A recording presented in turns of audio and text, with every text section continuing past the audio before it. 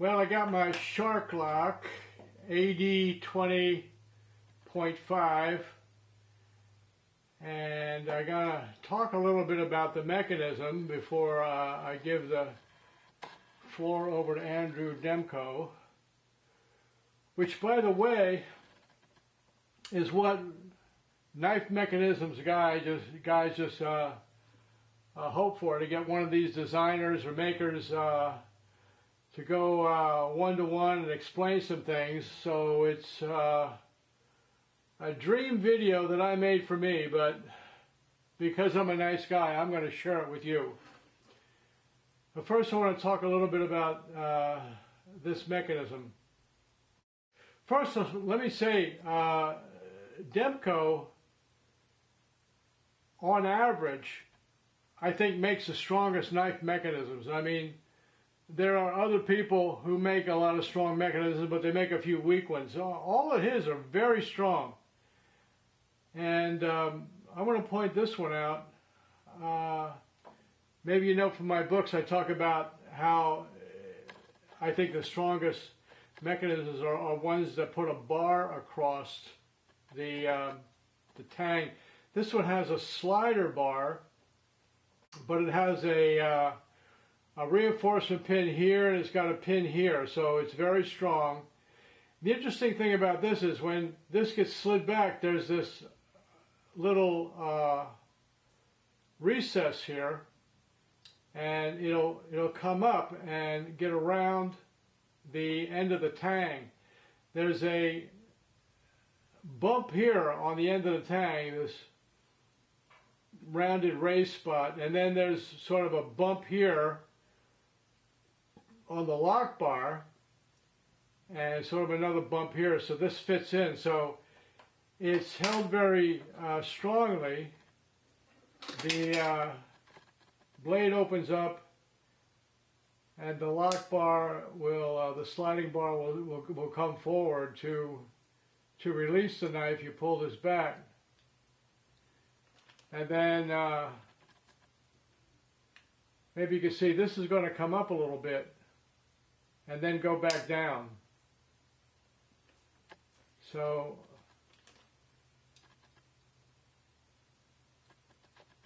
that's raised up a little bit, and then when it goes forward,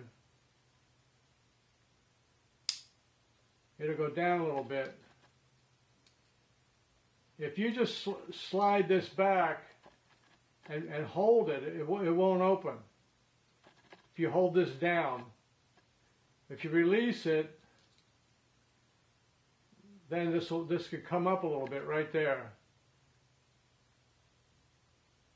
So it's a pretty neat idea. There is a patent on it, and we're going to talk a little bit about that and all the other ones. I was just curious. I picked up the Jade one. Oh yeah, that's. How about some engineering concepts went into this one? On the AD-15. Here's what's very interesting about the AD-15. And all my knives, all the locks I've done, they all work on the same principle, and that is what I call, quote unquote, intersecting radius lock. I have intersecting radiuses in everything I do. It's a concept I made up, so it could be total BS, but it seems to work really well. So, as I explained to you with the Triad, or not the Triad, well, Triad had this too, but the new AD-10M lock, it has these two radiuses. All the features that are in this lockup and in here, they're the exact same features that are in the AD-15, except the arcs are in the blade instead of the rocker. So believe it or not, this uses the exact same concept as the as the mating surfaces of this lock back. And the whole idea with this was, when I built this, it was very difficult to get the tolerance between this shoulder for the blade to stop at and the lock surface to stop at. So I thought, well, maybe I could put those two together somehow. But then you just get a regular lock back again. So how can I do this? And this was very, very difficult to machine correctly. Since then, I got a wire EDM, so I can make this perfect. However, at the time I didn't have that. I thought, what can I do to change this to eliminate all these complicated arcs? And so I decided, well, if I had a pin, a round pin that went in here, which is this number 24, it would eliminate me having to make one in-house. So I just used, dowel pins. I turn them on the lathe, shoulder pins, and put them in there. And then all of the features that were in this arcing features, are actually in the tang of the blade. So in theory, when the pin is going down to the blade tang notch, it's actually arced. And as the pin wears or the steel wears in there, it sinks down in further and it self-adjusts for a tight lockup. That covers that pretty well. Moving right along. Okay. So this is the AD20. We have an open one right here, original patent. This is the 25. They run the exact same way. So all locks that I can think of, almost all locks, they have the same principle. They somehow put pressure on the blade, wedging it between a fixed point. Okay? So if it's a liner lock, the liner comes over like this, it puts pressure on the blade tang, pushing it around and then going into the stop pin, right? An axis lock has a pin here that slides back and forth and it wedges the blade tang between the liner slot. The triad lock or these other lock backs like this one, they wedge this piece in between the blade tang and a pin. So everything really is wedging a movable object between a piece of the blade or part of the blade and a fixed point. So this is the same way. We have the fixed pin and we have basically the wedge. And I got this concept, this lateral moving concept, when I did the cold steel ram safe lock, where it wedged the locking bar in between the U-shaped frame of the steel and the blade tang. But I thought, how can I do that without relying on the frame as the fixed point? So I added the pin here, and then originally this was just a fork. It was kind of like this years ago, and it went in and out. But I realized that this kept on breaking under extreme strength tests, so I ended up bridging this together and making this stronger through here. This has a slight ball on here, or arc. And the blade, just like I described in my 8010M lock, it also has a cup right here. It's very hard to see because it's really minute, but so we have a ball and a socket here that this sits in. And as wear happens, this will sink in, not that much, sink in, sink in, sink in, sink in. So this will free float and find its right position, whether through wear or through stress, and it will lock up. And all of these arcs, this arc, so it has this peak on it. Let me draw you this peak, because we have a peak in everything. Can I draw on the back of that? So, on the back of that blade, it goes like this.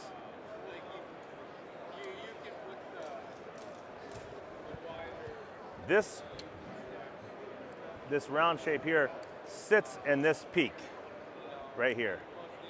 So once it gets in here, it can't just slide out under impact. If that was just a wedge, you hit the back of your blade, it would shoot out, it would squirt it out. But this ball gets trapped in here by this peak and trapped in there by this peak, and then it free floats in this area to wherever it needs to be to lock up. And that same feature is actually in all my locking mechanisms. There's an arc or a radius that somehow comes together and then they stay in because they don't come out of the peaks. And that's how you get that knife to be self-adjusting and impact resistant, but still really easy to operate. You know, making a lock is easy, but can you make a lock that doesn't have side-to-side play, doesn't have up and down play, does not fail under impact, is strong under stress, but most importantly, can unlock easily. You can do all that, like you can make a frame lock and with a real heavy lock and it's really strong, but then it takes 3 minutes a boy to unlock it. You know, it's like, urgh. So the key is to do all that and make it user-friendly. That's the true top of it is to make it actually user-friendly. Okay. That'll bring us down.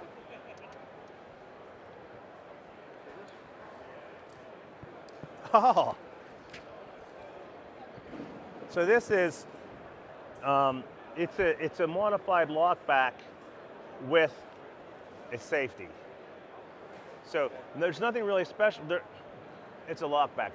What's special about it is that it does have this sliding safety. So when you're holding a lockback, you can sometimes compress this with your hand. You know, you might squeeze, whatever. So this has a slidable safety, and in this knife, there's a pin coming out of here, and the tab slides over, and then the pin can't. It just impedes the arc of the rocker from closing down. But what this knife has, the real true engineering behind this is and it's not described in the patent because it's just, you know, you don't actually say what these arcs are and how they meet, but the locking faces of this is the Bushman, or the Bush Ranger light by Cold Steel.